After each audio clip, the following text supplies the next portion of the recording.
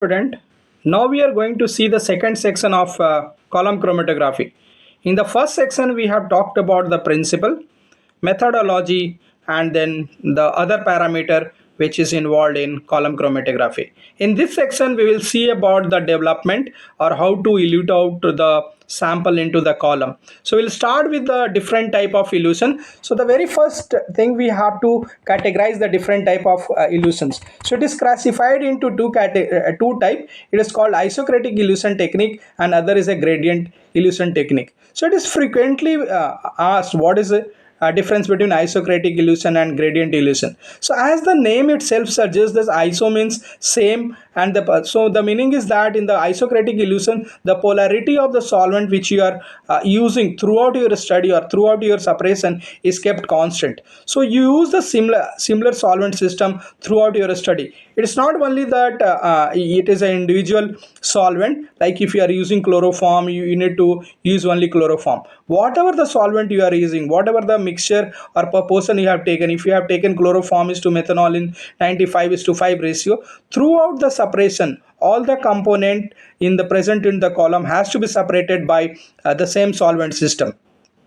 So that type of illusion is called isocratic illusion technique, right? Whereas in gradient illusion technique, the name itself says that there is a gradient, right? There is an increase in the polarity of the solvent with respect to time or as the solvent is moving out. So we have seen that how does the interaction of compound happen in column, right? The compound which has gotten a highest interaction will be related later, right? And the compound which has got in a minimum interaction with the stationary phase is related first. So with this concept, what we are going to see in this, in gradient illusion, the compound which has got a as a weak interaction will elute first and can be easily eluted out from a column. But the compound which has gotten a high interaction, they will not be generally coming out with the same solvent system. It take a lot of time, or it sometime it become very difficult to elute out the particular sample when it is strongly bonded. So in that cases, in order to prevent the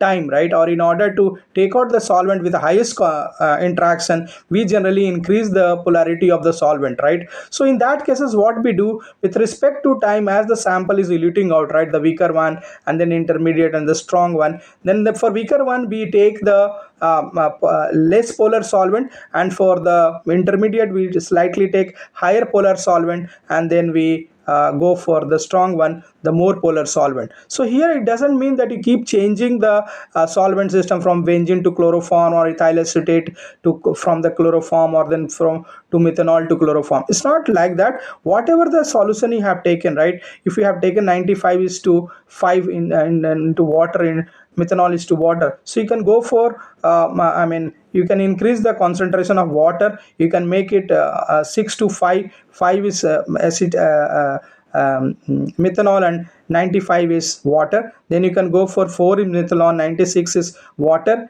and so that the solvent is increasing, or even when you can change out the solvent in an increasing fashion of polarity, so that the illusion become easier and it become less time consuming. So this is how is a gradient illusion, right? Gradient illusion is generally used in a lab to elute out the sample. As one the sample is eluted, for second solvent we generally increase the polarity of the solvent when the separation between, when the space between the two component is very high.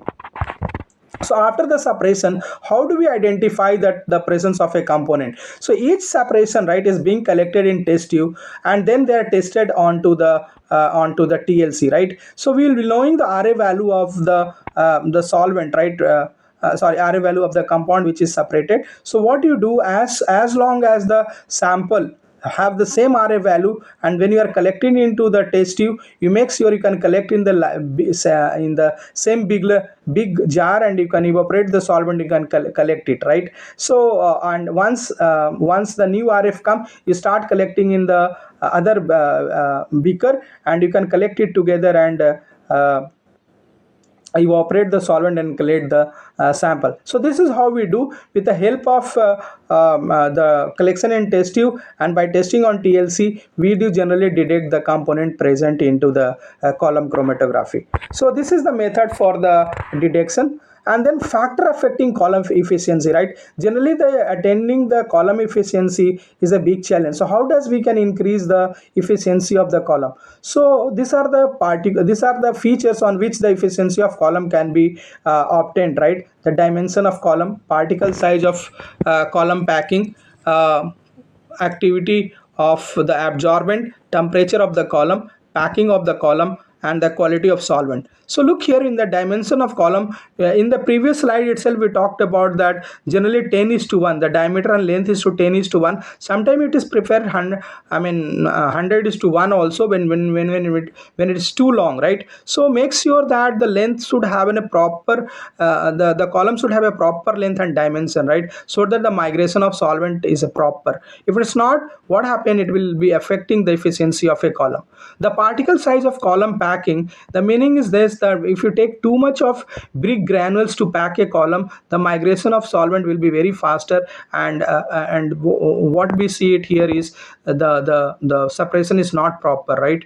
Because in spite, because of the higher size or bigger size of the stationary phase, there is no large number of surface area. So make sure the particle size is appropriate and uniform. Uniform means it doesn't mean that the wide range of the particle size is present in packing of column. It disturbs the migration of solvent within the column. And then activity of absorbent, you have to choose the absorbent based upon the nature of your sample to be separated, right? How does the interaction happen? If the interaction is so strong or so weak, it will not be proper for the separation of component. And then temperature of a column, we know that as the temperature is increased, the migration of the solvent will also increase. So make sure the top column is not so into such a temperature that it affects the migration of the solvent. So make sure even the temperature is maintained proper. And packing of column, right? We have seen that there may be break, or there may be entrapment of air within the column, so that migration again is being affected, right? Wet packing and dry packing, and I said you the advantage of, what is the advantage of wet packing. In wet packing, the packing is proper, so you have to look into the packing of a column, right? And the quality of solvent, right? Quality of a solvent means, if you have, if you are using methanol, and along with methanol there are other solvent present, so all this will affect your efficiency of column, right? So make sure that you use use a pure solvent, or you use a distilled solvent when you are purifying your compound with column. Then packing of column must be pure, and temperature and all this parameter has to be taken into the consideration before you do the column, so that your efficiency increases. So what are the application, right? The application of this column chromatography is to do the separation of mixture of compound. It is also done for purification process, right? If some impurities is present in the sample, you can remove that impurities from that. Then isolation of active constituent can be also done in, especially in phytochemistry. The isolation of active constituent is done with the help of column chromatography. Estimation of drug in formulation, and then isolation of active constituent again into the synthetic chemist, as well as in phytoconstituent, the desired compound can be isolated. Determination of primary secondary glycoside in digitalis leaf can be separated based on the column chromatography. Separation of diasteromer is also possible in column chromatography, and modified column chromatography when you have a different set of stationary phase, right? So these are the application of column chromatography. So what is the advantage, right? Any type of mixture can be separated using column chromatography. Any quantity of mixture can be separated. Wide choice of mobile phase you have, and even automation is also possible in column chromatography, that is called preparative HPTLC, right? But automation in the column chromatography is costly deal. So you have the advantage of column chromatography. So that makes the a big choice for doing the separation of mixture of compound using column chromatography. What is the biggest disadvantage is that it is time consuming. It consumes lot of time, and then more amount of mobile phase is required in this. So when you are doing the column chromatography, liters of solvent is being required for the separation, right? And especially if you don't have the idea about isocratic and gradient elution, it is going to make a lot of difference in the time of the eluting of a substance, right? Automation makes the technique more complicated and expensive. So these are the disadvantage of column chromatography. And with this, the column chromatography is over. Thank you, and solve the back exercise of this unit. And you can also read the attached material for column chromatography.